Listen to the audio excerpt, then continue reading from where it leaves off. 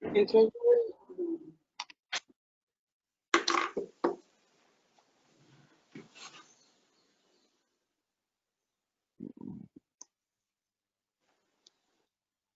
Me está informando la secretaria ejecutiva que ha tenido una complicación en este momento, entonces vamos a dar inicio mientras que logramos incorporar a la viceministra Muñoz. Eh, Vamos a dar inicio, seguimos con el mismo. Yo voy a hacer una presentación de algunos de esos patrones que identificamos durante este proceso, como les señalaba anteriormente. Y después vamos entonces a continuar con las viceministras. De todas maneras, como creo que nos podemos quedar en pantalla quienes estamos ahora y más adelante trabajamos. Bueno, lo primero que quiero, excusando a nuestra secretaria ejecutiva Alejandra Mora, vamos a hacer un pequeño recuento de entonces cuáles son esos patrones, como decía anteriormente. Fíjense, durante el proceso que se inicia ya en marzo con la mayoría de los estados que empiezan a dictar medidas de restricción de la libertad de tránsito, tanto la Comisión Interamericana de Mujeres como el mecanismo de seguimiento de Belén do Pará, a través de 3 diferentes reuniones, empieza a recibir información sobre algunos elementos que definitivamente llamaron la atención de nosotras como organismos, que nos permitió identificar qué era lo que estaba pasando. Entonces, a través de 3 reuniones diferentes, primero con las organizaciones de la sociedad civil que trabajan con mujeres y organizaciones feministas que estaban recibiendo este gran impacto diferenciado que estaban teniendo las mujeres a partir de las medidas, identificamos 2 situaciones principales. Una primera situación vinculada con qué estaba ocurriendo en esa violencia que se da en el ámbito privado. Y ahí hemos ido recibiendo elementos que nos permiten hacer algunas afirmaciones. En primer lugar, la primera información que surgió a partir de información de estas 3 reuniones con el comité de expertas, reunión con la sociedad civil y reunión con las ministras que trabajan el tema a lo largo de la región, fue que se estaba recibiendo un importante aumento de las denuncias a través de las líneas de ayuda telefónica. Entonces estábamos recibiendo información sobre una curva ascendente de, en muchos casos, solicitud de apoyo a través de las líneas telefónicas. En lo que, digamos, el proceso de confinamiento continuó, ese patrón ha ido variando. En algunos países el aumento ha continuado, no así las denuncias, o en algunos países las organizaciones de la sociedad civil han reportado un importante aumento de la violencia intrafamiliar. Esta violencia intrafamiliar se ha manifestado tanto en términos de violencia física como de violencia psicológica, pero también en aumento de las cifras de femicidio que se habían estado reportando a través de los observatorios que varios de los estados tienen. Esto pasó en Venezuela, esto pasó en Argentina, esto pasó en Chile, esto también ha sido reportado en Colombia y en Paraguay, sobre todo en el caso de niñas que pudieran estar viviendo o pudieran estar sometidas a situaciones de abuso permanente, pues no tienen en estos momentos la posibilidad de acceder a mecanismos de denuncia. Entonces, digamos que habría un primer patrón que nos estaría hablando de un aumento de la violencia que se da en el ámbito familiar y que tiene que ver también con, por ejemplo, situaciones que se plantearon en varios de los países de la región, como generar procesos de libertad condicional para descomprimir las cárceles y los centros de detención, y entonces en muchos casos se habría dado libertad a hombres que habían sido sancionados por violencia contra las mujeres y las medidas de protección necesarias no se tuvieron en cuenta. Así que un primer patrón en el ámbito privado tenía que ver con aumento de la violencia física y psicológica, aumento de las llamadas de auxilio y ayuda, aumento de femicidio y feminicidio reportado por las organizaciones que hacen monitoreo a través de los observatorios, aumento de la violencia hacia niñas específicamente, y también un aumento de violencia incluso sexual en términos de niños, también un aumento relevante en lo que tiene que ver, o una amenaza relevante en lo que tiene que ver a la violencia que se da a través de las redes sociales y de los mecanismos virtuales, en tanto, tanto el teletrabajo como el estudio a través de estas redes habría generado también una mayor vulnerabilidad de los tipos de violencia que se dan a través de los medios virtuales. Ese sería como un primer eje de violencia que nosotros pudimos identificar. Un segundo eje de violencia en el ámbito público estaría más vinculado a situaciones que se dieron de manera particular. En primer lugar, con trabajadoras en el ámbito de la salud. Se reportaron en varios países de la región a un patrón específico contra mujeres trabajadoras del ámbito de salud, bien en el transporte público, bien en los lugares de trabajo, o bien en los espacios públicos en general, en tanto se les reconocía como trabajadoras de salud por sus atuendos y como una posible amenaza en la transmisión cuando fue reportado un aumento significativo de casos en los trabajadores y las trabajadoras del área de salud. Esto fue reportado en varios países de la región y identificamos que era algo que estaba ocurriendo de manera específica en este contexto. El siguiente gran elemento que identificamos en el ámbito público, si se quiere, es la presencia y el aumento de vulnerabilidad que podrían estar sufriendo las mujeres que se encontraban en situación migratoria, que las hacía mucho más vulnerables frente a temas de trata, frente a temas de abusos por parte de aquellas personas que podrían estar ejerciendo los mecanismos de seguridad para garantizar que las personas se mantuvieran en casa.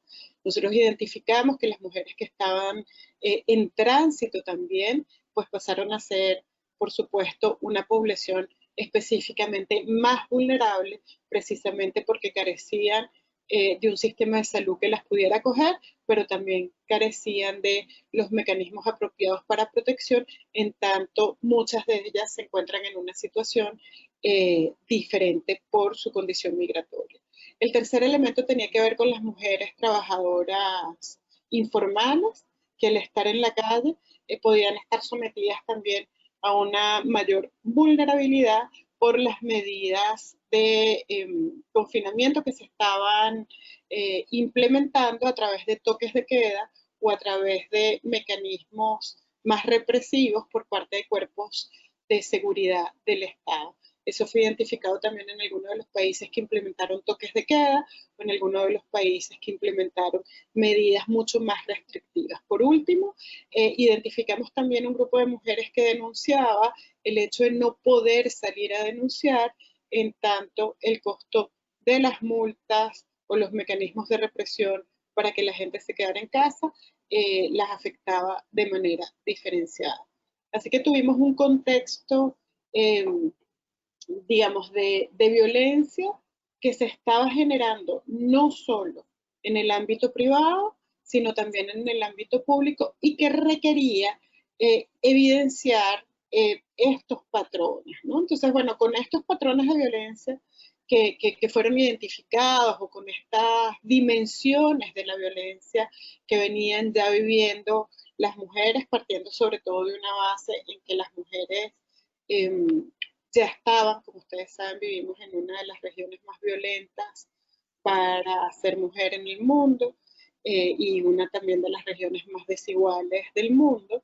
Desde esa vulnerabilidad, desde esa situación en que las mujeres ya se encontraban bastante afectadas, identificamos esta serie de situaciones específicas que se estaban dando.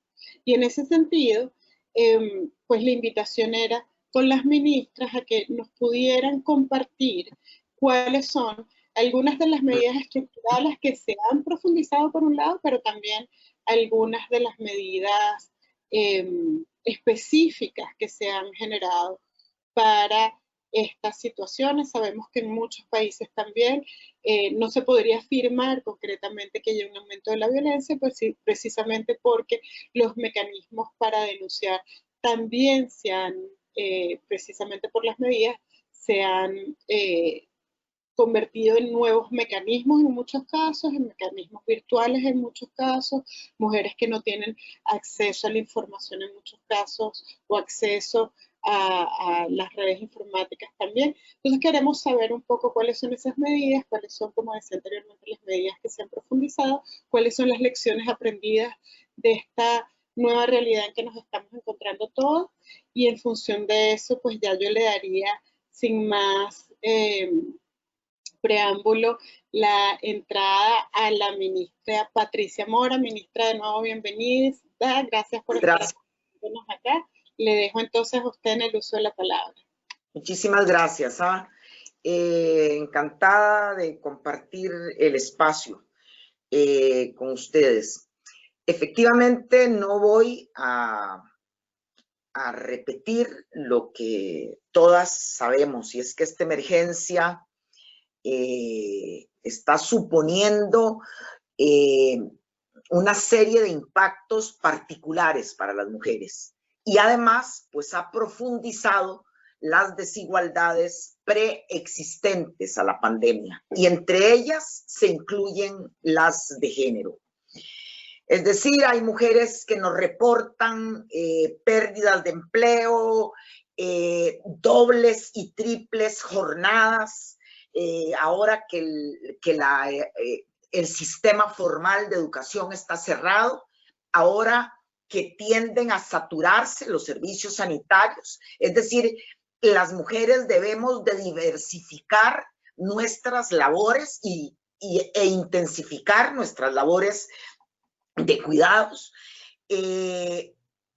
Las jornadas laborales de las mujeres se están extendiendo mucho más de lo habitual, y esto con las consecuencias en su salud física, mental y emocional que nos estarán pasando pronto la factura. Si hablamos de desempleo en nuestro país, ya antes de esta crisis, la encuesta continua del empleo en el cuarto trimestre del año pasado nos hablaba de una tasa de desempleo abierto de las mujeres de casi el 17%, y de los varones de un 9.6%. Pero hace 3 semanas el Instituto Nacional de Estadística y Censo nos dio los últimos datos. Para las mujeres, el desempleo abierto ha llegado al 26%, 10 puntos por encima del porcentaje del porcentaje masculino. Desde el comienzo de esta administración del presidente Carlos Alvarado, y a solicitud precisamente del Instituto Nacional de las Mujeres, en donde yo trabajo y del cual soy su presidenta ejecutiva, se declaró, hubo la firma de una declaratoria de emergencia que puso a la violencia contra las mujeres, calificó a la violencia contra las mujeres como una emergencia nacional. Esto ha implicado que los servicios relacionados con el abordaje de la violencia de género ya fueran considerados como esenciales antes del inicio de esta pandemia. Esto ha facilitado indudablemente la continuidad en la atención durante la emergencia y la posibilidad de tomar decisiones sobre medidas relacionadas con la atención de las mujeres. Quizás lo que más nos preocupa en estos momentos es el hecho que está sucediendo en el planeta entero, en que las mujeres y las niñas deban estar confinadas en el mismo espacio junto con sus agresores. Es decir, estarán protegidas del coronavirus, pero desprotegidas totalmente frente a la violencia de género. Por eso es que hemos considerado indispensable que los sistemas de atención y protección para las mujeres y las niñas siguieran funcionando durante la emergencia. El Instituto Nacional de las Mujeres no ha cerrado hasta el momento ninguna sola de las atenciones presenciales que venimos dando. Tanto en la delegación de la mujer, aquí en el centro de la ciudad, como en las distintas 7 sedes regionales que tenemos en el país, como en el Centro de Información y Orientación nuestro y, por supuesto, los 3 centros de albergue y de atención para mujeres y sus hijas e hijos en riesgo alto de femicidio, en riesgo alto de violencia contra ellas. En esta situación de emergencia, más allá de los 3 centros que en el país vienen funcionando ya desde hace muchos años, habilitamos un 4º lugar, un albergue alternativo para el caso en que aparezca mujeres, alguna población de mujeres o de sus hijas e hijos contagiados. Hemos, además de estas medidas, reforzado lógicamente todos los medios virtuales, las líneas telefónicas y el correo electrónico, el acceso en general de las mujeres a los servicios del INAMU en los territorios. Hemos reforzado esos centros de atención y de albergue que les comentaba. Hemos monitoreado semanalmente los servicios de atención presencial, telefónica y virtual en las distintas unidades del INAMU y hemos producido una serie de campañas de comunicación con información clave para que las mujeres puedan enfrentar los embates por la emergencia, puedan además recibir algún tipo de acompañamiento que ya el INAMU había hasta iniciado durante el primer semestre de este año de manera presencial y lo trasladamos a la manera virtual, acompañamiento para incentivarlas, para acompañar, para empoderarlas, para ayudarlas a construir, aún en medio de estas condiciones tan adversas, dibujar un proyecto de vida para lo cual nosotras procuramos esto lo hacemos con entre 10 y 12,000 mujeres al año, normalmente, es decir, entre 5 y 6,000 al semestre.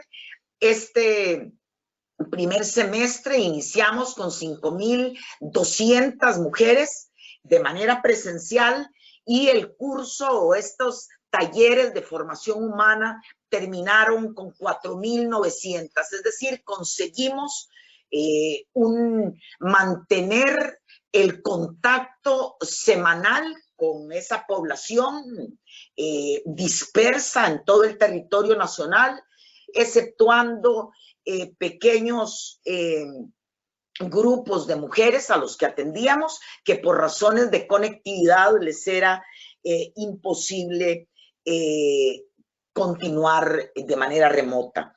El último informe semanal de las personas usuarias de los servicios institucionales nos habla de que las principales consultas que ellas hacen, porque en este país no se han registrado datos que nos demuestren que los indicadores de violencia hayan aumentado. No hay más llamadas al 911 que las que hubo en el 2019, en este periodo del año. No hay mayor demanda de nuestros centros de albergue. Las necesidades de consulta han girado en torno realmente a 4 grandes áreas que tienen que ver, sí, con denuncias de violencia, con situación económica, con gestión estatal y con la solicitud de acompañamiento. La delegación de la mujer de la que les hablaba aquí en San José ha reportado una cantidad grande de consultas telefónicas, de solicitudes de información, lo mismo que las unidades regionales. Ellas, les insisto, han identificado como sus principales necesidades la compra de alimentos, el pago por de recibos, por servicios básicos, el pago de alquiler. Esto nos pone delante de un escenario al que en el que estamos centrando nuestra atención. Es un derecho humano, esto no está en discusión. El tener la posibilidad de sobrevivir con un ingreso mínimo que garantice el Estado. Esto que se puede nombrar como renta básica universal, como renta mínima vital. Creo que este país en el que vivo, por dicha, al que amo, tiene el deber, porque tiene la posibilidad, porque ya lo ha demostrado en épocas anteriores, en décadas de la mitad del siglo pasado, cuando se consiguió empujar una gran reforma social, tiene la imperiosa necesidad de ponerse de acuerdo como sociedad para la firma de un nuevo pacto social. Un nuevo pacto social que además no vamos a estar satisfechas con que nos digan que se ha transversalizado el asunto de género. No, nosotros como mujeres en este país queremos que la institucionalidad pública como un todo cambie su agenda, que efectivamente las mujeres en este nuevo pacto social entremos a formar parte de él en pie de igualdad. Hemos tenido hasta el momento desde el Instituto Nacional de las Mujeres el interés de ir desde nuestra unidad de investigación caminando muy de cerca con lo que va sucediendo, con el propósito de ir midiendo cuáles son verdaderamente los más grandes impactos en la población de mujeres de nuestro país. Y en esta búsqueda hemos tenido hallazgos preocupantes después de la revisión que hicimos minuciosa de más de 200 directrices, decretos, reglamentos, iniciativas parlamentarias dados en los primeros 3 meses y medio de la pandemia. Más de 200, fueron 204 medidas. Únicamente en 13 de ellas aparecía alguna acción afirmativa. Es decir, estamos ante un escenario en donde urge que las medidas de políticas públicas estén, como decíamos hace un momento, impregnadas de una visión género sensitiva. Yo quisiera, antes de terminar, decirles que en nuestro país hay un Sistema Nacional de Atención y Prevención de la Violencia, que el INAMU tiene su secretaría, tiene su coordinación. Este sistema está constituido por 22 instituciones públicas, lo cual ha permitido que desde el INAMU podamos afinar, aceitar y fortalecer nuestros nexos con las distintas instituciones, ya sea con el Ministerio de Seguridad Pública para conseguir mayores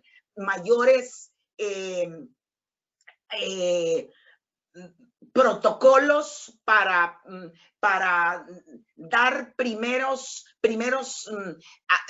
actos de contención a mujeres que se presenten en las delegaciones de policía que hay en todos los barrios de nuestro país. Hemos trabajado con estos funcionarios, hemos trabajado con el funcionariado del Poder Judicial, fundamentalmente consiguiendo que las instancias, las fiscalías de violencia doméstica no cerraran en ningún momento.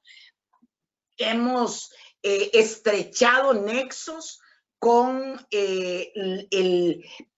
las redes municipales de nuestro país, con la Comisión Nacional de Emergencias, con el Ministerio de Educación Pública, para tener presencia nosotras como institución en los programas virtuales que hoy se comparten, y fundamentalmente un interés nuestro desde el INAMU y en intentar profundizar qué nuevas formas está adquiriendo la violencia patriarcal, cuáles son sus nuevas manifestaciones, cómo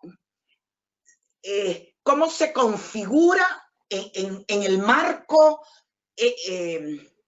inesperado y doloroso de una situación como la que hoy el planeta vive, y qué riesgos son los que las mujeres están fundamentalmente corriendo.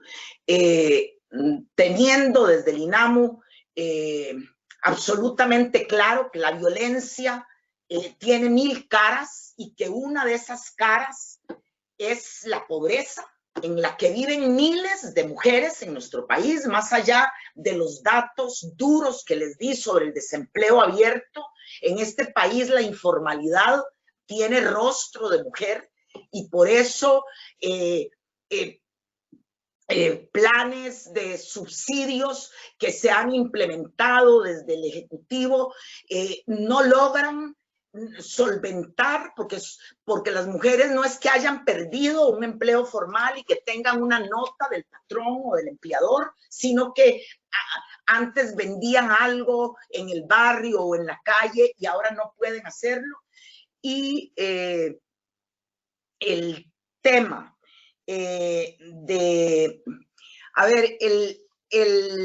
el panorama que podríamos avisorar de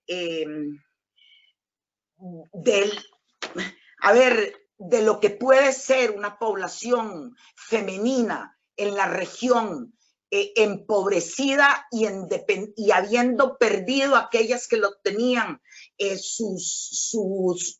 su ámbito de independencia económica, de autonomía económica, nos plantea indudablemente retos enormes. Creo que debemos de pensar que es eso a lo que nos a lo que tendríamos que dedicar nuestros esfuerzos, nuestros trabajos. Esta pandemia ha puesto a los cuidados, ha demostrado que los cuidados son imprescindibles para la sobrevivencia de la humanidad. Ese trabajo, esas labores que las mujeres hemos llevado en solitario desde siempre, han estado en el centro de la preocupación del planeta. Tenemos diariamente una conferencia de prensa en donde las autoridades sanitarias han olvidado por un momento lo que se consideraba en las sociedades patriarcales más importante y trascendental, para fijar su atención en la centralidad de los cuidados. Es ahí donde de ahí depende la sobrevivencia del planeta.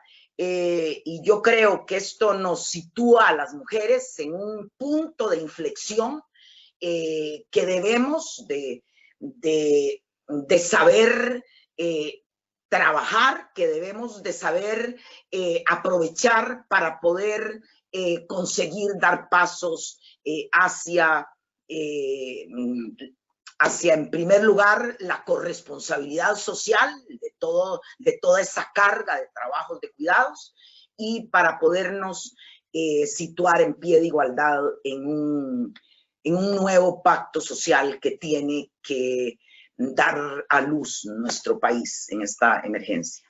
Muchísimas gracias.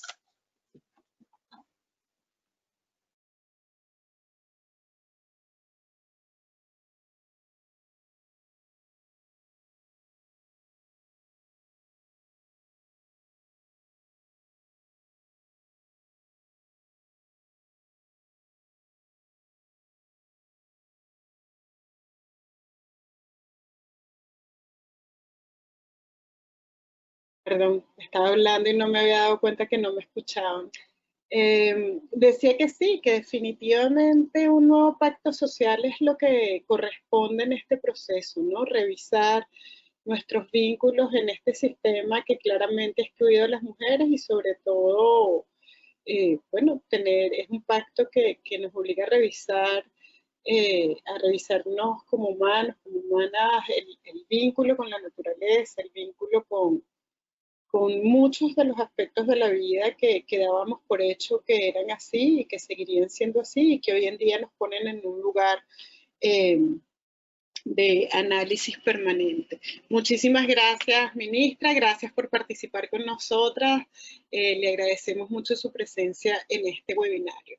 Bueno, tenemos ya la viceministra de Asuntos Multilaterales de Ecuador, la viceministra Mireya Muñoz, quien pudo finalmente ingresar a la sala, que por razones de conexión no la habíamos podido introducir previamente. Viceministra, tenemos, la idea es que vamos a tener en pantalla solo las ministras. Una vez que usted inicie ahorita con su derecho de palabra, vamos a desaparecer para que la intérprete de señas pueda estar, pero aquí la estamos escuchando, tenemos 120 personas escuchándonos y vamos a tener, después de la presentación de la viceministra del Perú, Nancy Tolentín, porque la ministra tuvo una emergencia en el país. Vamos a darle la palabra a la presidenta del comité de expertas, a la señora doctora Tatiana Reyman Vanegas, y luego tomaremos algunas preguntas del público. Así que, bueno, sin más introducción, la dejo en su presentación. Buenos días, bienvenida. Sí, muchas gracias, Luz Patricia. Lamento que se haya producido estas desconexiones que están ya fuera de nuestro control. Así que un saludo a todas desde la ciudad de Quito. Señora secretaria ejecutiva de la CIM, que conozco no está. Espero que se solucione rápido el problema que ha tenido. Señoras autoridades, ministras de Costa Rica, de Perú, presidenta del Comité de Expertas de la MESECBI, un saludo grande a todos las participantes que están en este webinar. Agradezco en primer lugar la invitación para participar en este diálogo sobre violencia contra las mujeres frente a las medidas dirigidas a disminuir el contagio de COVID-19, el cual se efectúa con motivo del lanzamiento del estudio realizado por MESECBI y la CIM. El Ecuador saluda el arduo y permanente trabajo de la CIM y el MESECBI en torno a los efectos negativos que ha tenido en el contexto de la pandemia de COVID-19 en las mujeres, que van desde la pérdida de empleos hasta el alarmante incremento de la violencia en su contra. Asimismo, miramos con preocupación el incremento de los pedidos de protección y asistencia en los sistemas de emergencia y seguridad de nuestros países, frente a los casos de violencia contra niñas y mujeres, los cuales además se han visto exacerbados por la restricción de la movilidad establecida como una medida de contención del virus.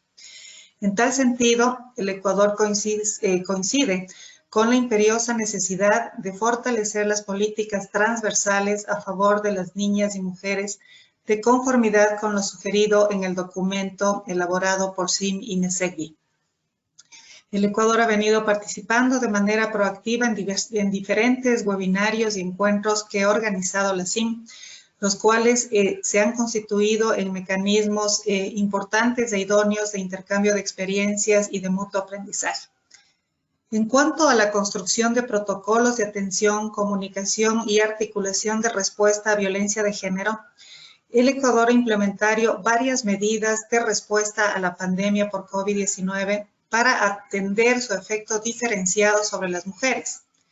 Las acciones del Estado han estado alineadas a las recomendaciones del Sistema Interamericano de Derechos Humanos. Merecen ser destacadas las acciones desarrolladas e implementadas por la Secretaría de Derechos Humanos del Ecuador a través del Servicio de Protección Integral para prevenir la violencia de género contra las mujeres, niñas, niños y adolescentes. Estas acciones se han realizado en coordinación con las instituciones que conforman el Sistema Nacional Integral para Prevenir y Erradicar la Violencia contra las Mujeres. En coordinación con el Comité de Operaciones de Emergencia, que es la entidad principal que ha coordinado todo este tema de COVID, en abril pasado se emitió el protocolo de comunicación y atención de casos de violencia de género durante la emergencia sanitaria. Su objetivo fue establecer un procedimiento de comunicación y atención a víctimas de violencia de género durante COVID-19. Este mecanismo articuló los diversos servicios brindados por las instituciones públicas que forman parte del sistema de prevención y erradicación de la violencia contra las mujeres. Dicho protocolo señala las responsabilidades de cada una de las instituciones, así como los lineamientos generales y específicos para la detección, derivación, prevención y atención. El Servicio de Protección Integral se articula con la red de centros de atención para la respuesta emergente de atención psicológica, trabajo social y asesoría legal. De la misma forma, 5 casas de acogida mantienen convenios con la Secretaría de Derechos Humanos para acoger de emergencia a mujeres y sus hijos. Adicionalmente, el protocolo coordina las actividades que las instituciones competentes deberán realizar durante la emergencia sanitaria para que se refuercen sus acciones de prevención y atención a la violencia de género. Por otro lado, como una forma de ampliar la protección frente a la violencia de las mujeres en el ámbito laboral, se aprobó el protocolo para atención a víctimas de violencia de género bajo la modalidad de teletrabajo. El documento establece procedimientos para brindar teleatención, contención y acompañamiento a las víctimas de violencia. Dicho documento cuenta con una suerte de semáforo o semaforización para la detección de los niveles de riesgo de violencia basada en género para dar una respuesta integral a las víctimas. Las instituciones nacionales también emprendieron una estrategia comunicacional para la difusión de las facilidades del Servicio de Protección Integral. Las redes sociales como Facebook, Twitter e Instagram son utilizadas para difundir campañas comunicacionales a nivel nacional para que las víctimas puedan conocer la ruta de atención integral de los equipos frente a la violencia de género. De otra parte, en mayo pasado, el Consejo Nacional para la Igualdad de Género elaboró un documento con lineamientos que garanticen los derechos de las mujeres y personas LGBTI en las respuestas del Estado para atender a la crisis sanitaria, social y económica derivada de la pandemia. Esta guía de política pública para instituciones nacionales contiene un eje específico sobre recomendaciones operativas y técnicas de prevención. El documento, por cierto, está alineado con los temas que aborda que se abordan en la Agenda Nacional para Igualdad de Mujeres y Personas LGTBI, así como guías generales por organismos internacionales con respecto a la pandemia, en especial los lineamientos de la CIM, SECBI y CIDH. Su contenido se basa en un diagnóstico sobre la situación de las mujeres y personas LGBTI para identificar los impactos relacionados con situaciones de violencia e inseguridad en que viven las mujeres en el país, así como las respuestas sanitarias, entre otros. En cuanto a las modalidades para la prestación de atención de emergencia frente a la violencia de género en el marco de la pandemia COVID-19, me permito destacar que con la declaratoria de emergencia sanitaria decretada por el Gobierno Nacional, el servicio de atención domiciliaria de emergencia se encuentra suspendido. A fin de mantener la continuidad en la prestación de servicios, la Secretaría de Derechos Humanos generó un protocolo para la atención de casos de emergencia con tentativa de femicidio y atención de casos para la contención psicológica y acompañamiento telemático integral a través de equipos especializados. De la misma forma, se activaron campañas comunicacionales con el propósito de que la ciudadanía pueda contactar a los equipos de ayuda a nivel local. Los centros de atención integral que mantienen convenios con la Secretaría de Derechos Humanos atienden al público con un equipo mínimo rotativo para mantener la permanencia del servicio. Del mismo modo, las casas de acogida prestan servicios a las víctimas de violencia a través de equipos que aseguran su atención continua. Según datos de la Secretaría de Derechos Humanos, durante el periodo comprendido entre el 1 de marzo y el 30 de junio del 2020, se recibieron más de 1.600 denuncias mensuales en marzo y abril. En el mes de mayo, la cifra aumentó a 3.400 casos y se redujo relativamente en el mes de julio, llegando a 2.700 denuncias, coincidiendo con una reducción de las restricciones de movilidad en varias ciudades del Ecuador. En cuanto a la articulación interinstitucional para prevenir y erradicar la violencia de género ante la emergencia sanitaria, el 13 de abril del 2020, el COE, que es el Comité de Operaciones de Emergencia Nacional, incluyó a la Secretaría de Derechos Humanos en los procesos operativos del Servicio Integrado de Seguridad ECU 911, como una forma de respuesta articulada a la atención de alertas de violencia.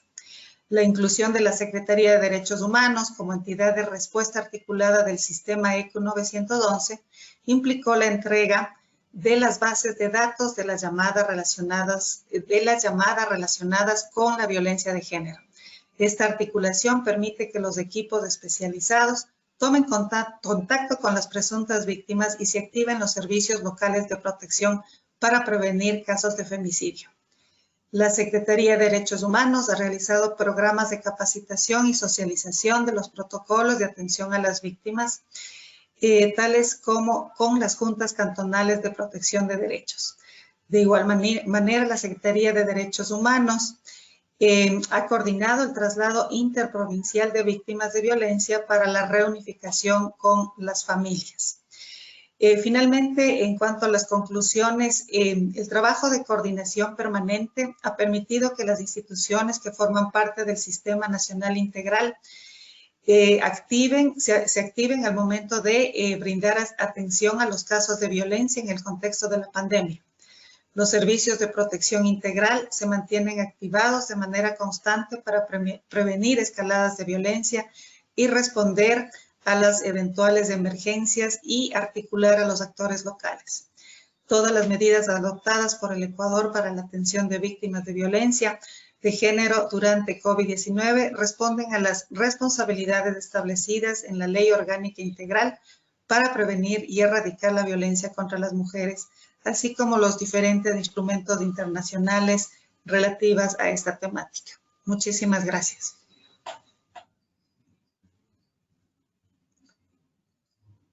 Muchísimas gracias, viceministra. Gracias por compartir estas experiencias que estamos teniendo en Ecuador.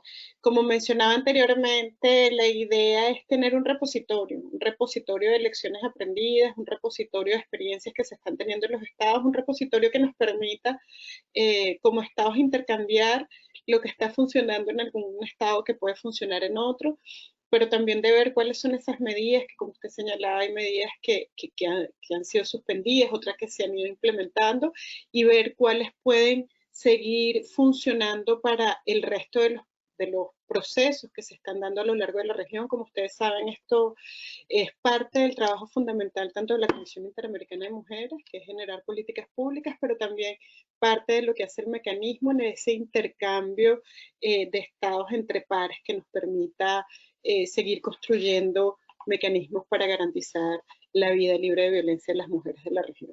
Muchísimas gracias. Entonces, con eso vamos a dar entonces la bienvenida finalmente a la viceministra Nancy Tolentino, quien está acompañándonos el día de hoy para compartir también cuál es la experiencia del Perú en esta materia y para compartir cuáles son los desafíos que está enfrentando Perú frente al derecho de las mujeres a vivir libres de violencia. Viceministra, buenos días, gracias por estar acá de nuevo.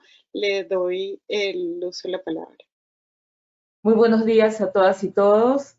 Reciban ustedes el cordial saludo de la señora Gloria Montenegro, ministra de la Mujer y Poblaciones Vulnerables, que en este momento les pide las disculpas porque ha tenido que ir a apoyar una situación súbita que ha ocurrido en una zona de nuestra ciudad. Un cordial saludo a quienes ya hicieron uso de la palabra. Tatiana, que nos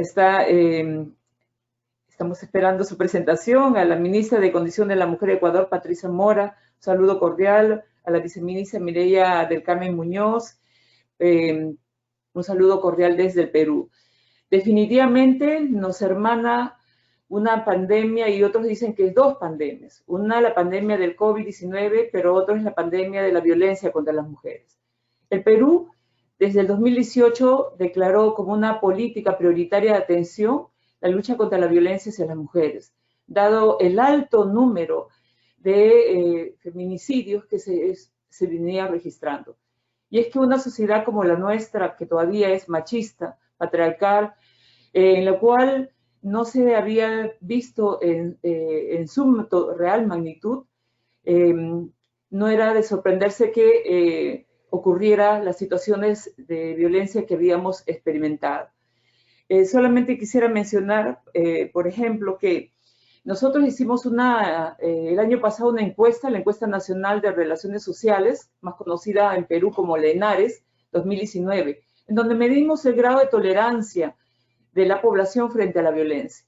Y los resultados lo hemos presentado este año y con mucho dolor, reconocer que de 10 personas, 6 tienen una alta tolerancia a la violencia contra la mujer y los niños y las niñas. Somos una sociedad que todavía justifica, naturaliza y permite la violencia contra las mujeres. Y frente a esto, realmente el esfuerzo del Estado peruano es de convocar a todas las instituciones, pero también a la sociedad civil en su conjunto para poder luchar contra ella, porque no va a retroceder solamente con el esfuerzo de un ministerio o solamente el Ejecutivo, sino hoy está siendo convocada la empresa, las organizaciones sociales, las juntas vecinales y aliada también desde un abordaje de seguridad ciudadana. Voy a empezar la presentación narrando algunos hechos que ocurrieron en el Perú, donde, igual que todos ustedes, habíamos visibilizado que permanecer al interior del hogar ponía en grave riesgo la situación de las mujeres, principalmente, y las niñas y las adolescentes, como se ha dicho. Ya en el año 2019 nosotros registramos que el 45% de los casos de violencia atendidos por los servicios de los centros Emergencia Mujer que funcionan en el Perú fueron cometidos por personas que vivían en el mismo hogar de la víctima. O sea, ya sabíamos que el principal agresor de una mujer es alguien con el cual tú convives, ¿no? En este año, desde el 16 de marzo al 30 de junio, hemos registrado que más del 50% de los casos atendidos por un servicio que tenemos, que es el servicio de atención urgente. Las víctimas fueron niñas y adolescentes. De los casos de violación sexual atendidos durante la emergencia, estas representan el 71%. De todos los casos de violencia sexual que hemos registrado en esta cuarentena, de todas las violaciones sexuales, el 70% la víctima ha sido la niña y la adolescente. Curiosamente, mayor que una mujer adulta mayor de 18 años. El 76% de los casos de personas adultas mayores víctimas de violencia que se ha atendido en este periodo de tiempo del 16 de marzo al 30 de junio, ya existe un vínculo relacional familiar con la presunta persona agresora. Volvemos a decir lo que ustedes ya han mencionado, de que es en el entorno familiar en donde uno se pone vulnerable, sea niña, sea adolescente o sea también una mujer adulta mayor. Tenemos un servicio que es la línea 100, un servicio que atiende en forma simultánea 50 llamadas gratuitas de todo el territorio nacional. Es un servicio que permanentemente se evalúa anualmente. Es un buen servicio que orienta, atiende, deriva casos de violencia contra la mujer. Y este servicio, durante este periodo de tiempo, es el que hemos visto dramáticamente incrementado. El año pasado, en este mismo periodo de tiempo, se registró 31.129 llamadas telefónicas. Pero en este periodo de tiempo de este año, del 16 de marzo al 30 de junio, se elevaron a 69.395 llamadas telefónicas, en más de un 95%. Durante este periodo que he mencionado, ocurrió el feminicidio de 30 mujeres, pero también, como bien señaló la ministra Patricia Mora, nosotros actualmente en este momento no encontramos como que, aparte del incremento de las llamadas, haya un incremento en las manifestaciones de la violencia contra la mujer. Porque, como les menciono, ya los datos que registramos nosotros eran realmente alarmantes. Solamente mencionaré, por ejemplo, que con respecto a las violaciones, en enero de este año en el Perú ya se habían registrado 798 violaciones. Y esta cifra no ha sido superada en estos meses de pandemia. En febrero esta cifra se mantuvo más o menos en 773. En marzo, el 16 de marzo se declaró la emergencia en Perú. Esta cifra se redujo en el 50%, se registraron 366, pero en abril, esta cifra cayó a 145, en mayo 244 y en junio 351. De la misma manera, los feminicidios no hemos superado las cifras que ya tuvimos en enero, que registramos 20 feminicidios. Pero luego de esta pandemia meritará un estudio detallado para ver también los datos de la policía, de todo el sistema de justicia, para ver qué sucedió a raíz de qué pasó esta data. Una vez declarada la emergencia sanitaria, el Ministerio de la Mujer y Poblaciones Vulnerables rápidamente dispuso que los servicios que atienden a la violencia contra la mujer se declaren esenciales. Es así que el Programa Nacional Aurora, que es el servicio que tenemos nosotros en todo el Perú, a través de sus 396 centros de emergencia mujer, dispusieron que los profesionales de estos servicios se constituyeran en equipos itinerantes de urgencia. Estos equipos itinerantes de urgencia ya no esperaban que la víctima llegara a un espacio físico, sino ellos, ante la llamada de la línea 100 o de la policía o de la fiscalía, se constituían rápidamente al encuentro de la víctima. 277 equipos itinerantes funcionaron articulándose con todo el sistema de justicia para poder dar respuesta al hecho de violencia que se había suscitado. Se declararon servicios esenciales, la línea telefónica, la línea 100, los servicios de acción urgente que funcionan en 8 regiones del Perú y también los hogares de refugio que dependen de este Programa Nacional Aurora, que en total son 14. Y durante la cuarentena implementó un nuevo hogar de refugio transitorio para víctimas de violencia en la ciudad capital de Lima, donde se registra el mayor número de hechos de violencia. A la fecha se cuenta con 15 hogares de refugio, los cuales tienen capacidad para poder recibir y brindar atención integral a cualquier víctima de violencia. En este tiempo, del 16 de marzo al 28 de julio, hemos protegido integralmente a 210 personas en estos hogares del Programa Nacional Aurora. 90 mujeres que venían con sus hijos e hijas, que sumaban 120 niños, niñas y adolescentes. También se dispuso que, dado que el Ministerio de Salud se enfocaba solamente en la lucha contra este virus y los servicios de atención a la salud mental habían cerrado, se decidió constituir un nuevo servicio que viene hasta la actualidad funcionando, que es el acompañamiento psicológico telefónico, dado que, como han mencionado, este aislamiento a todas y todos nos ha puesto en una situación de vulneración también de nuestro estado emocional, nuestro estado de salud mental, porque cambió nuestro mundo, cambió nuestra sociedad, cambió nuestra cotidianidad. De un momento a otro todos estaban en la casa, los que antes no estaban, entraban y salían, hoy todos en casa, los niños haciendo tareas, estudiando en casa, los abuelos también permaneciendo ahí sin poder salir. Definitivamente esto es muy fuerte y eso generaba también tensión al interior del hogar. La violencia contra los niños y niñas y adolescentes también se ha venido registrando y por eso este servicio abrió sus líneas telefónicas para que en el horario que la víctima o la persona quisiera, se le brindaba un proceso terapéutico en línea. Ha sido muy efectivo y contó con la participación de la sociedad civil, un movimiento muy conocido en el Perú, el movimiento Manuela Ramos, participó de este servicio con sus profesionales también sumándose a los psicólogos y psicólogas que atendían esta línea telefónica. Esta línea telefónica ha atendido a más de 2.000 llamadas en este tiempo y donde mayoritariamente han sido mujeres, justamente para prevenir que sean ellas víctimas de violencia o que ellas también puedan causar un hecho de violencia.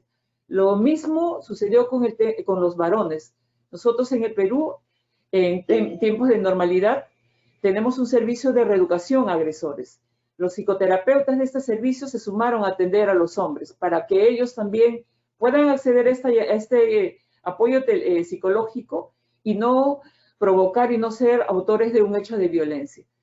Este es un servicio que todavía sigue funcionando porque estamos esperando que el Ministerio de Salud, quien es el rector en este tema, pueda abrir todos sus servicios y brindar el servicio psicológico que todas y todas necesitan.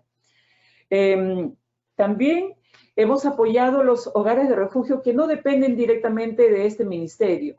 Hay una red de hogares que son públicos y privados, a los cuales han recibido apoyo canalizado a través de nosotros, de más de 20 toneladas de alimentos para poder garantizar que sigan abriendo sus puertas y sigan brindando los servicios en todo el Perú.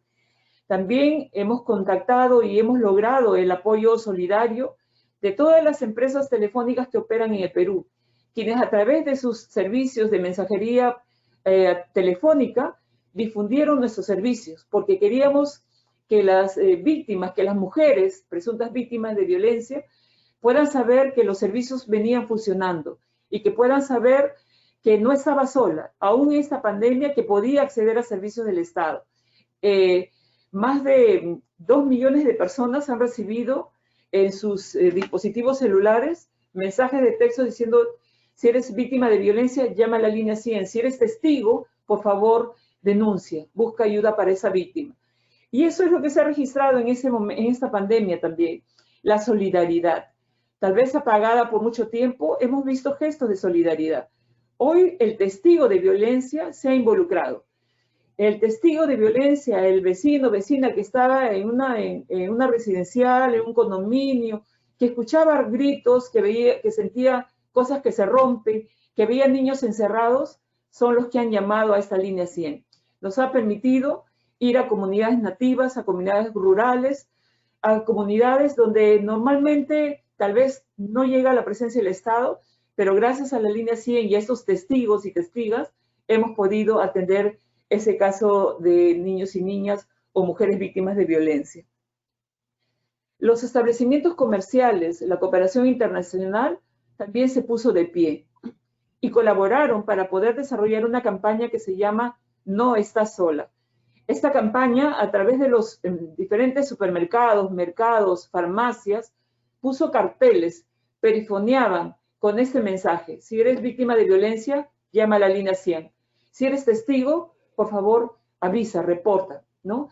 300 establecimientos se sumaron a esta campaña a nivel nacional y muchas más siguen todavía manteniendo también ese espíritu de poder continuar con este apoyo hasta que pueda esto pasar.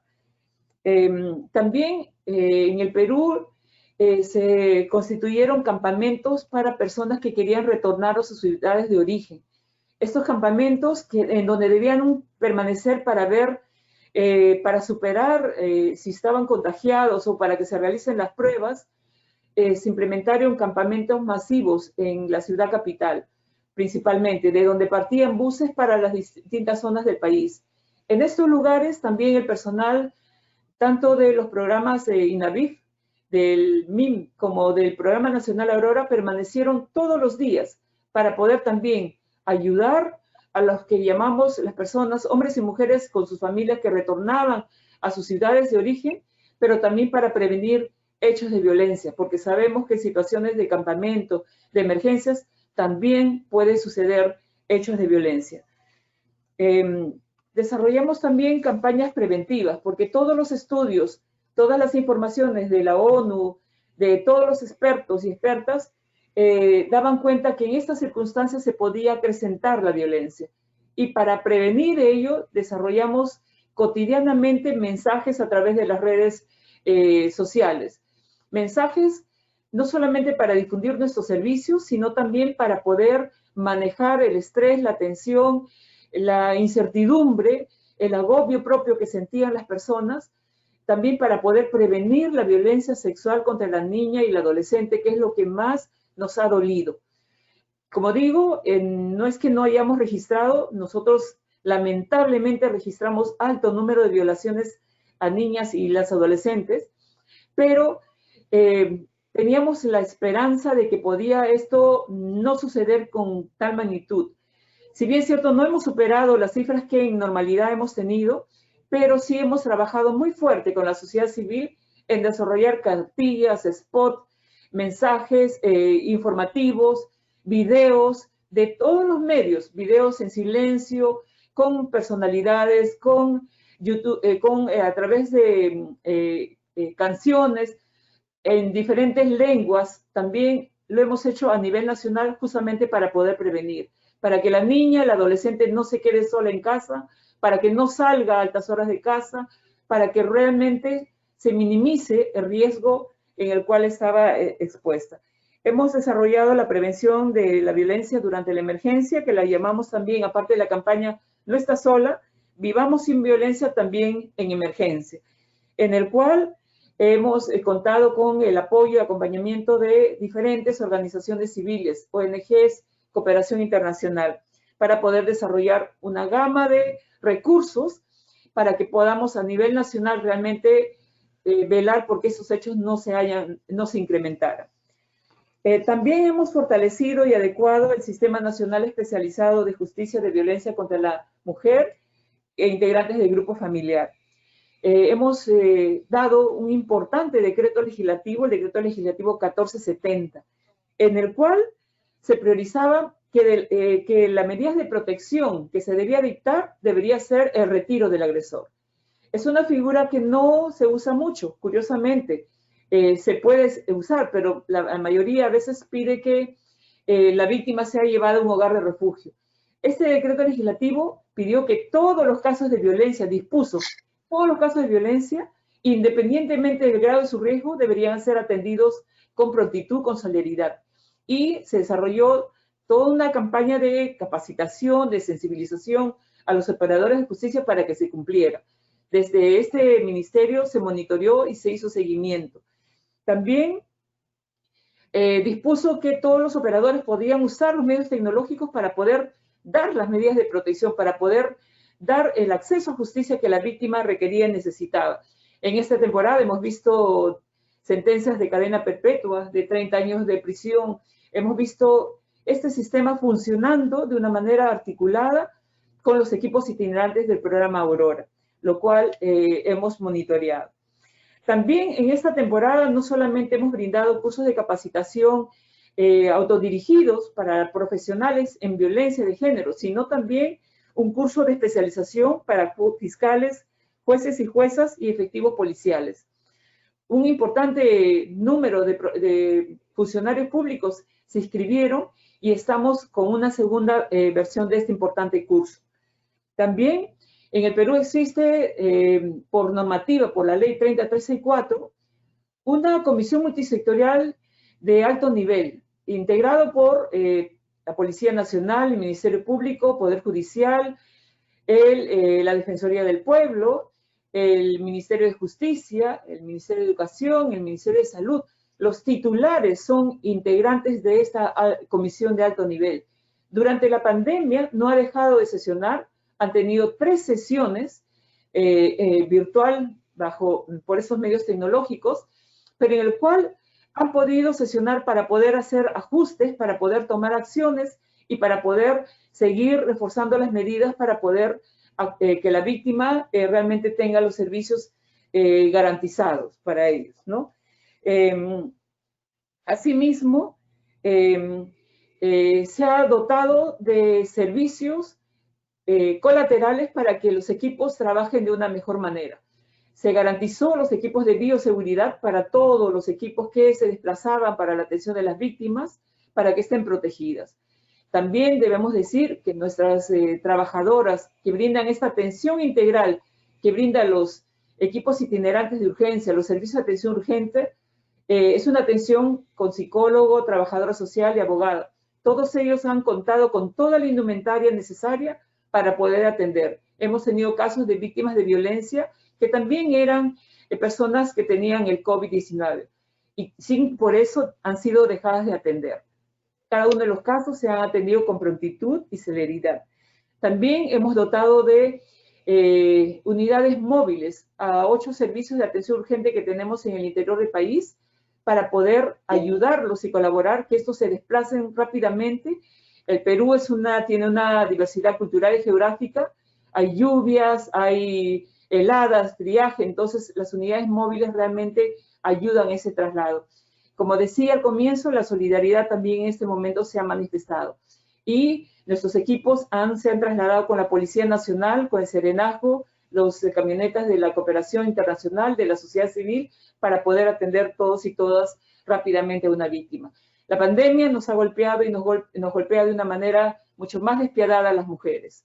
Hoy el Perú también, igual que sus países, se levanta para la reactivación económica, en donde el enfoque de género no será ausente, porque hoy nosotros tenemos una política nacional de igualdad de género, el cual sigue implementándose. Asimismo, tenemos un programa presupuestal único, que es multisectorial, que aborda por la prevención. Y en octubre de este año tendremos una estrategia para la prevención de la violencia contra la mujer, integrante del grupo familiar. Seguimos trabajando aún en medio de esta situación difícil, pero creo que el compromiso con las mujeres es lo que nos demanda hacerlo con corazón. Muchas gracias.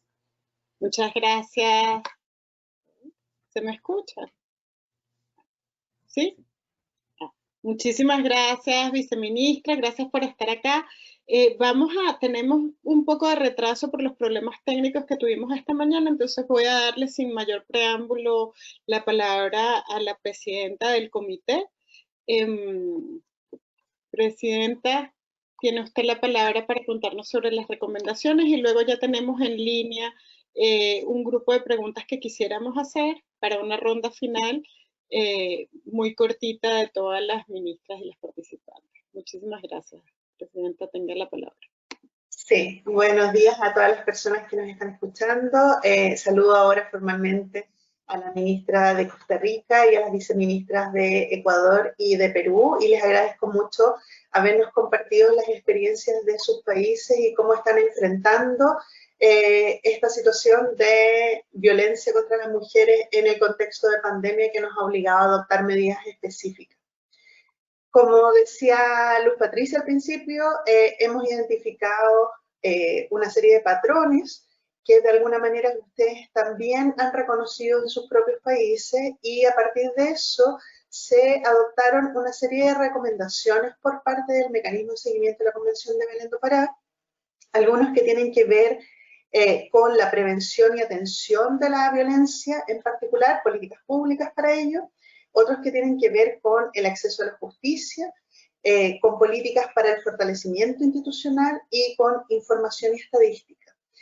En esa línea, y también a propósito de lo que ustedes comentaban, en general, nosotros habíamos identificado un aumento de las llamadas a los números para pedir ayuda o información sobre violencia. Ustedes también han hablado de eso, pero decían que no necesariamente se ha aumentado la violencia.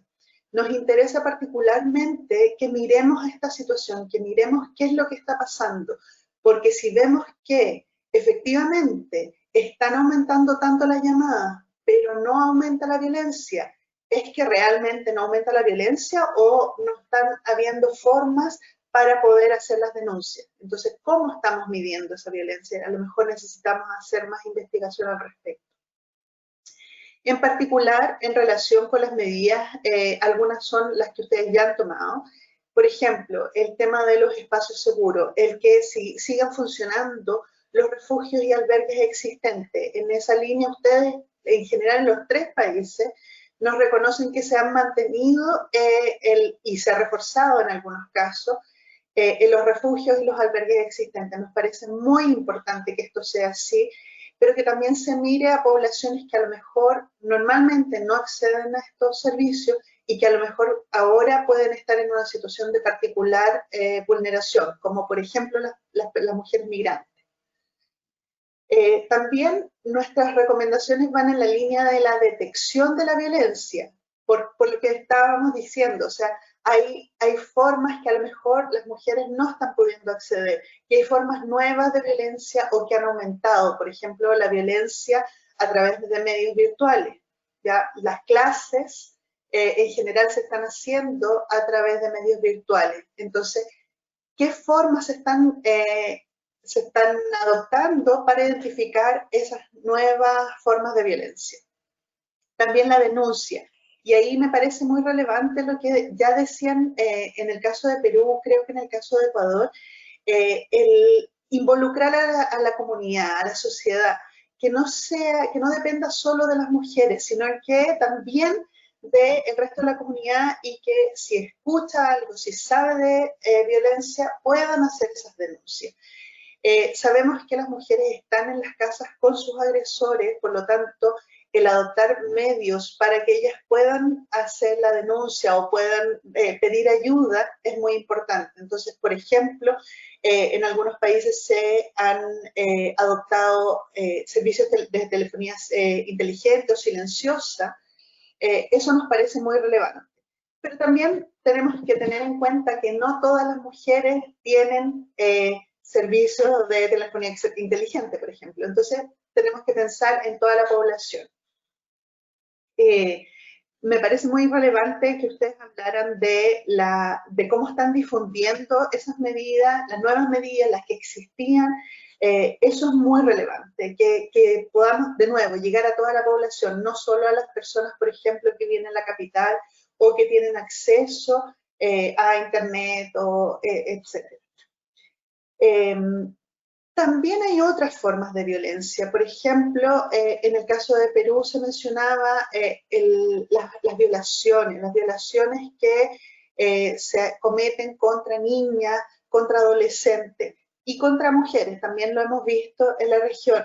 Entonces, nos parece muy importante las medidas que se puedan adoptar, tanto para prevenir esto como para enfrentarlo. Y ahí el acceso a todos los servicios de salud sexual y reproductiva son muy importantes. Luego, en cuanto al acceso a la justicia, nos parece que es importante, por ejemplo, que se extiendan las medidas de protección que ya existían sin que medie ningún procedimiento. ¿Ya? Eso para seguir protegiendo a las mujeres de una nueva agresión por parte de sus parejas, por ejemplo. y que se integre el uso de la tecnología. Entonces, para presentar la demanda, para que se hagan las notificaciones, para que se presenten las pruebas. Pero como decíamos, no todas las mujeres tienen acceso a esta tecnología. Entonces, el que hayan formas alternativas también, por ejemplo, en las farmacias, por ejemplo, en los supermercados, incluso para depositar las denuncias. Y que se garantice la continuidad de los servicios. O sea, sabemos que tenemos que proteger a la población, eso es muy importante, y que no se enfermen, por supuesto que es muy importante. Pero también es necesario que busquemos fórmulas para que se garantice la continuidad de los servicios, que las defensorías, que las orientaciones, que las representaciones sigan funcionando. Nos parece muy importante que haya un involucramiento de los ministerios de la mujer, del mecanismo de adelanto de la mujer que existe en cada uno de los países, a todas las medidas que se adopten en la prevención del COVID, para que efectivamente esas medidas tengan perspectiva de género. Entonces, que el Ministerio de la Mujer tenga participación en estos gabinetes que se están adoptando para tomar medidas por el COVID en particular. Y entonces a partir de ellos que se puedan adoptar políticas específicas para prevenir, para atender y para sancionar la violencia contra las mujeres en este periodo. Y también que se tenga una visión de qué es lo que va a pasar a posteriori. Ustedes ya decían, vamos a ver que probablemente las personas van a disminuir sus ingresos, que va a haber una situación muy compleja después de que pase la emergencia por el COVID. Entonces también tenemos que ir pensando en esas medidas específicas. Que las medidas sean articuladas entre los distintos actores, tanto a nivel gubernamental como el Poder Judicial, las Defensorías del Pueblo, el Ombudsperson, pero también distintos actores de la sociedad, ONGs que se dedican a estos temas, que se tomen las opiniones, que se recojan las medidas que ellas proponen, porque están en directo contacto con las mujeres víctimas. Pero también, por ejemplo, con los medios de comunicación, con las empresas, que también pueden adoptar medidas específicas para prevenir la violencia contra las mujeres. Y finalmente, nos parece indispensable que sepamos qué es lo que está pasando, que haya información, que haya estadística, que siempre nos parece muy importante. Entonces, que sepamos cuál es exactamente la situación de violencia contra las mujeres, pero en este caso, dado que estamos en una situación excepcional, también queremos saber cuál es la situación. Y ahí lo que les decía, saber qué está pasando. ¿Es realmente que no ha habido un aumento de la violencia o ha habido un aumento de la violencia y las mujeres no están pudiendo salir? ¿Cuál es la situación en particular? ¿Qué pasa con las mujeres que han perdido el empleo y la situación de vulnerabilidad en la que están ellas? Entonces, si eso ha aumentado además, por ejemplo, la violencia que sufren. Y compararlos con datos, antes, después de la violencia. Y por supuesto, lo que les decía ya Luz Patricia, de tener un repositorio de la situación que está pasando, de las buenas prácticas, de todo lo que ustedes ya están haciendo, para que también otros países puedan identificar y puedan a lo mejor seguir ese ejemplo. Así que sin más, y con estas recomendaciones y invitándolas también a conocer el documento que elaboramos, dejo hasta acá, les agradezco nuevamente por la participación y ahora podríamos pasar entonces a ver qué es lo que preguntan las personas. Muchísimas gracias, Presidenta. Tenemos aquí un grupo de preguntas. Lamentablemente no vamos a poder contestarlas todas, pero voy a hacer como un resumen general de algunas de las preocupaciones. Una primera preocupación está referida a el impacto de los servicios de salud sexual y reproductiva, de ver cómo han impactado estas medidas, estos servicios. Una segunda pregunta está referida al impacto de las medidas del COVID con, como decía ahorita la Presidenta, personas en mayor riesgo de vulnerabilidad, mujeres en mayor riesgo de vulnerabilidad, como las mujeres privadas de libertad y también las pertenecientes al grupo LGBT. Bueno, el grupo LGBT. Una tercera pregunta ronda en cuanto a cuál es la articulación que están teniendo los ministerios y los mecanismos nacionales de las mujeres respecto de la articulación con las organizaciones de la sociedad civil, si hay algún espacio de coordinación, si hay algún espacio de recepción de la información.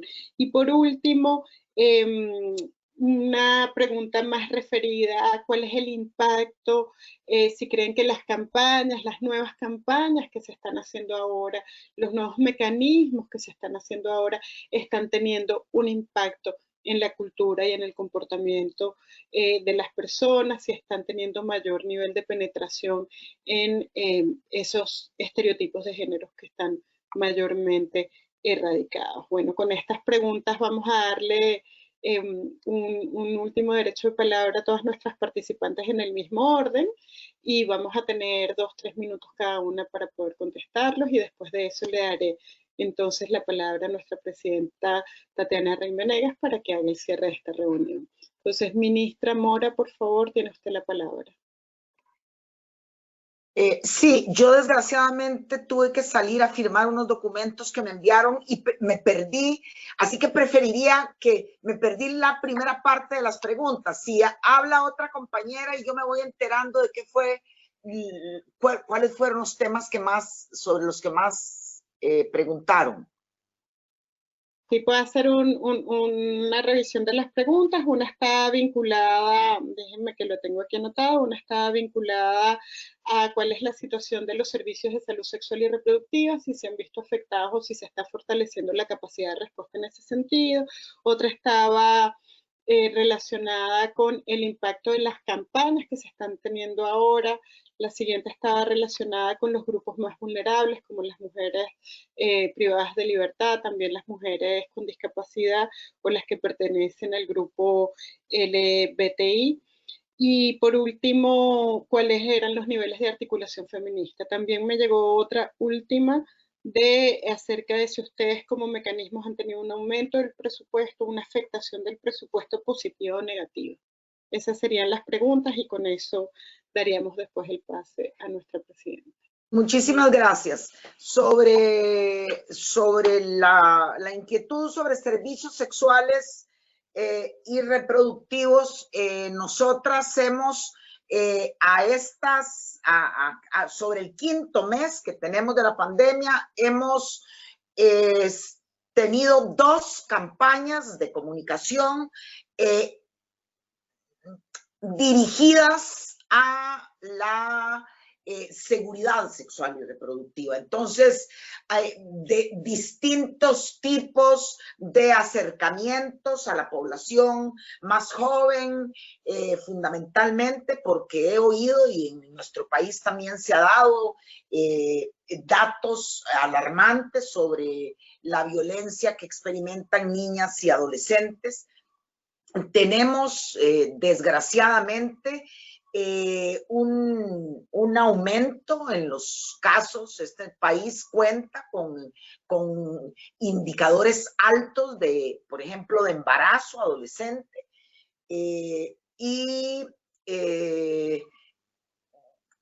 llevamos de alguna manera un trabajo conjunto en este caso lo hemos articulado con la presidencia, con el Patronato Nacional de la Infancia, con su presidenta ejecutiva, y he impulsado junto con la Caja del Seguro Social estas dos campañas de las que les hablo. Con relación a los sectores de las mujeres más excluidas, de las que suman más vulnerabilidades, de las que vienen mucho más atrás, mujeres privadas de libertad, mujeres con discapacidades, mujeres trabajadoras del sexo, la población trans y en general la población sexualmente diversa. Nuestro vínculo es en distintas direcciones. En otras trabajamos con el centro Vilma Curling, que es el centro penal de mujeres, En ese sentido, uno de nuestros talleres de formación humana ha estado dirigido a ese sector, por ejemplo, con las mujeres trabajadoras del sexo, trabajadoras sexuales. Tenemos un convenio firmado con una organización de más de 30 años de existir que se llama La Sala y que agrupa a muchas de ellas. Hemos llegado hasta ellas con kits de seguridad, con paquetes de alimentos, y hemos realizado 2 sesiones de acompañamiento virtual entre nuestra institución y esta institución. En cuanto a la articulación con las colectivas y las organizaciones de mujeres en nuestro país, desde el INAMU, desde hace 2 años, habíamos instalado un espacio mensual al que invitamos y en el que participaba gran parte de las colectivas de mujeres, de las distintas expresiones de organizaciones y de voces feministas. Este espacio se interrumpió en el mes de marzo. En el mes de marzo ya no tuvimos sesión y se convirtió, vamos a ponerlo así, ya en el escenario de la pandemia, en una mesa de diálogo que mantenemos como instituto, como institución pública al servicio de las mujeres con ellas. Esta mesa de diálogo funciona. Anoche funcionó, la última sesión fue anoche ya tarde, y el INAMU participa en 2 espacios distintos que desde la Vicepresidencia de la República han sido convocados. Uno es un Consejo Asesor de Mujeres que cuenta con una pluralidad muy grande. Hay mujeres empresarias, mujeres profesionales, hay varias economistas, hay representante indígena, representante de mujeres afrodescendientes, con la intención de estrechar el trabajo y de conseguir que sus criterios y su aporte sea escuchado a la hora de la toma de políticas públicas. Y hay una última interrogante sobre si el Instituto Nacional de las Mujeres se le ha disminuido o aumentado el presupuesto. A pesar de que no es una disminución, el Instituto Nacional de las Mujeres tiene una única fuente de ingreso, que es la de un 2% de los ingresos del Fondo de Desarrollo y Asignaciones Familiares, del FODESAF. Obviamente este fondo se alimenta de un porcentaje que se paga con las planillas de la Caja Costarricense del Seguro Social.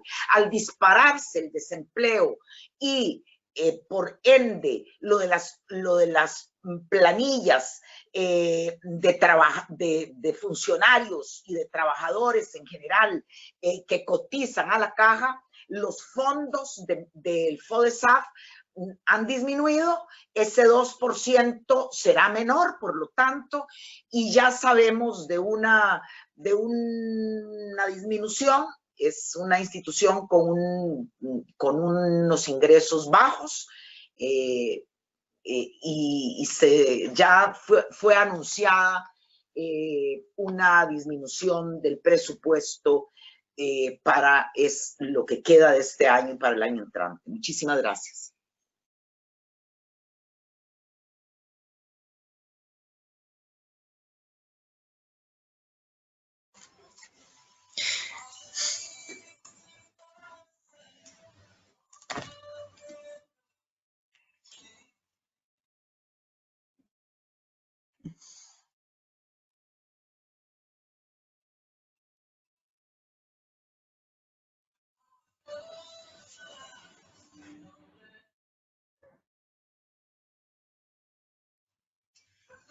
¿Escuchan?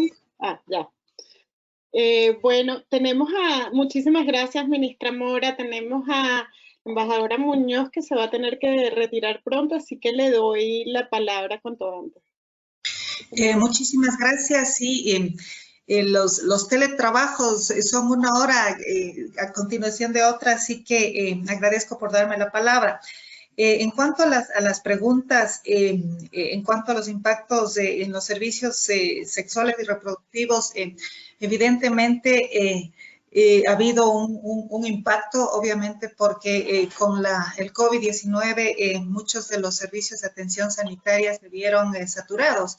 En el Ecuador y especialmente en la ciudad de Quito todavía estamos con ese problema de saturación de los centros de salud.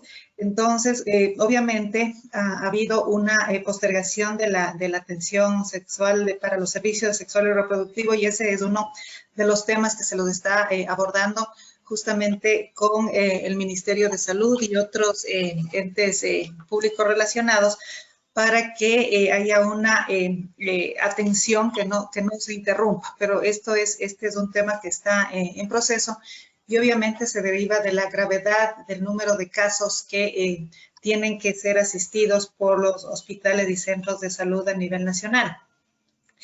Yo creo que el COVID, como se ha dicho aquí, ha cambiado mucho nuestros estándares de vida, la normalidad que habíamos tenido, y como sociedad nos tenemos que readecuar. Y obviamente también ha habido un impacto en los sectores más vulnerables, en cuanto a la población LGBTI y toda la población que está en una situación de informalidad, entre ellos muchos casos de las mujeres. No obstante, se están haciendo, ¿no es cierto?, protocolos de atención a las víctimas y a las poblaciones vulnerables, incluidos la LGBTI, a través de unos lineamientos que activan de manera prioritaria la atención sanitaria, social, económica en los diferentes niveles de diversidad de la población que tenemos, ¿no? Obviamente la articulación con la sociedad civil es fundamental. En este tema de COVID hemos visto que la colaboración, la cooperación y la articulación de todos los sectores, ya sea dentro de los países y a nivel internacional, es absolutamente básico y necesario. Entonces, estos son procesos que se han activado y que tenemos que seguir trabajando en esto. El impacto de las campañas comunicacionales es vital. Algunos sectores de la población, especialmente en el área rural, no disponen necesariamente de Internet ni de servicios digitales electrónicos. Entonces, todas las comunicaciones que se hacen a través de la radio, de la televisión, son importantes para efectos de educación y también para efectos de prevención y dar información sobre los diferentes servicios que se ofrecen en la sociedad para hacer denuncias o los lugares de acogida para las personas que han sufrido violencia de género. En términos generales, como había dicho ya en la presentación, se ha hecho, yo creo que bastante de una manera acelerada. No obstante, yo creo que el tema del empoderamiento de la mujer en diferentes actividades económicas es lo que le va a permitir dar un paso adelante justamente para prevenir esta situación de violencia de género, porque la mujer se ha convertido, de hecho, en esta situación en el centro de la actividad tanto económica cuanto de protección a la familia. Así que mientras más herramientas socioeconómicas podamos dar a la sociedad, y ahí sí es un tema inclusive de una agenda digital, en donde la mujer tenga mucho mayor acceso a ser una emprendedora, yo creo que eso podría también reducir bastante como una medida preventiva la violencia de género, que obviamente se ha acentuado mucho más en esta etapa de confinamiento. Estas serían las ideas principales. Muchas gracias.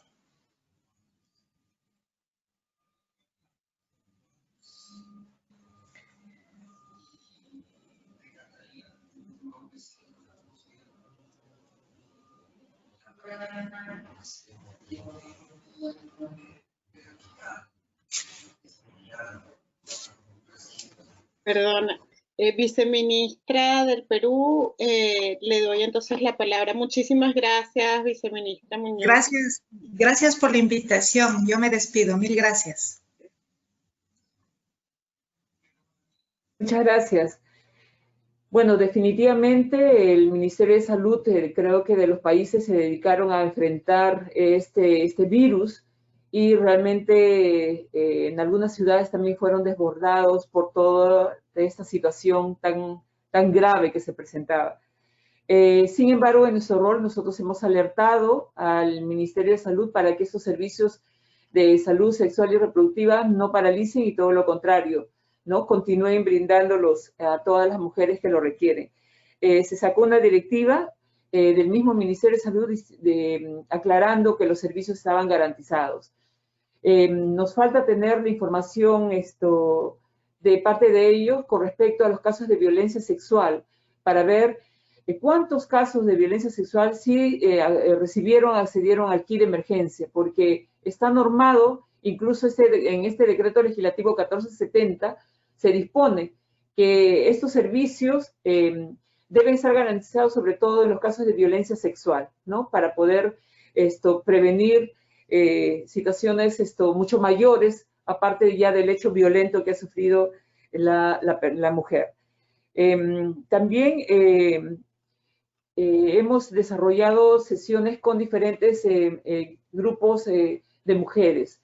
Tenemos mesas de trabajo institucionalizadas en el Ministerio de la Mujer y Poblaciones Vulnerables con las mujeres indígenas y de pueblos originarios. Hemos tenido nuestra sesión ahora virtual con ellas, también escuchándolas, sus problemáticas para justamente ver de qué manera abordamos, enfrentamos juntas esta situación de afectación a ellas, ¿no? También tenemos mesa de trabajo con la mujer afroperuana. Recientemente en el Perú se está dando un proceso hacia la consecución de un reconocimiento a través de una ley del Día Oficial de la Mujer Afrolatina, Afrocaribeña y de la diáspora. En ese sentido, también hemos tenido esta reunión de trabajo con ellas para poder, igual como grupo vulnerable, no solamente garantizar los servicios para detectar y atender y prevenir la violencia contra ellos, sino también en medio de esa pandemia para mitigar los riesgos en su afectación. También nos hemos reunido con directivos de los diferentes grupos de poblaciones vulnerables y hemos canalizado a través de sus líderes y lideresas ayuda, no solamente la que da el bono que está a través del Ministerio de Inclusión y Desarrollo Social, que es el que está tramitando todos los bonos a todas las poblaciones, a todos los hogares en general, sino que también en forma paralela y de forma inmediata hemos acudido a ellos con apoyo solidario consistente en alimento, en canastas, en víveres, a las trabajadoras del hogar, a mujeres que recientemente han obtenido su libertad. También nos hemos reunido con la población LGTBI, también para poder atender en sus necesidades. Los canales de comunicación están abiertos. Creo que todavía hay un gran camino por recorrer porque todavía esto no se ha superado y hay situaciones que tenemos que enfrentar directamente, ¿no? Los presupuestos definitivamente han sufrido un reajuste porque no solamente lo planificado no se ha podido cumplir porque hay contrataciones que los diferentes ministerios teníamos programados realizar y por esta pandemia no se han tenido que hacer. Entonces hay cosas que ya no vamos a poder gastar. Hoy, por ejemplo, teníamos todo un programa de prevención, de mucha movilización comunitaria, de mucho material que se iba a imprimir, mucho apoyo en traslados, en viajes al interior del país, cosa que ya no se va a realizar porque todo es a través de estos medios tecnológicos. Entonces, hemos también tenido que hacer reajustes directamente nosotros para poder decir, este dinero no vamos a gastar que estaba destinado para tales cosas que no se han podido dar, ¿no? No hemos sufrido directamente ningún recorte, sino nosotros mismos hemos dicho, lo presupuestado para estas cosas no se podrá ejecutar y hemos devuelto al Tesoro Nacional. para este año nosotros seguimos implementando nuevos servicios. Tenemos ya en cartera 20 nuevos centros de emergencia de mujer en comisarías y eso quiere decir que a pesar de toda esta situación tenemos que seguir garantizando la atención de los casos de violencia contra la mujer y también de que este impacto de este COVID-19 realmente no la precarice, no profundice la brecha ya de desigualdad que existe, ¿no? Entonces, ese es nuestro esfuerzo y a eso estamos enfocados. Muchas gracias. Muchas gracias, viceministra. Bueno, entonces dejo para cerrar este ciclo, no sin antes agradecer la presencia de las ministras, de la viceministra y por supuesto de nuestras intérpretes de señas y a todas las personas que nos han estado escuchando. No quiero cerrar esto sin decirles que igual seguiremos recibiendo información, fortaleciendo el repositorio. Y bueno, muchísimas gracias, Presidenta. La dejo para que cierre este ciclo. Gracias a todos.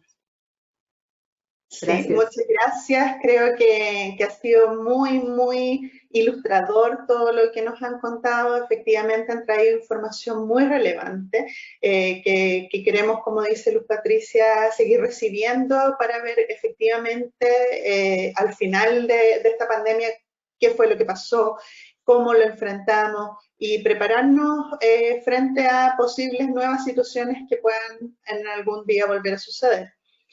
Me parece muy importante lo que dijo la ministra de Costa Rica sobre el llamado nuevo pacto social.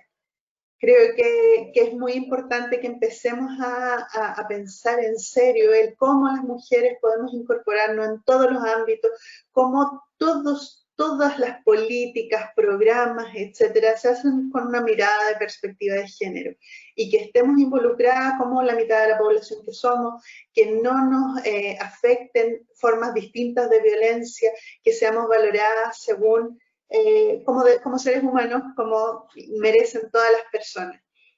En este contexto también me parece importante volverles a decir que es importante que las medidas tengan en cuenta que estamos enfrentando distintos tipos de violencia, que obviamente la violencia doméstica es muy relevante, pero también estamos viendo otras formas de violencia, ya lo decía Luz Patricia, hay distintos patrones, violencia que enfrentan grupos especialmente vulnerables, como las migrantes, como las indígenas, o la violencia sexual.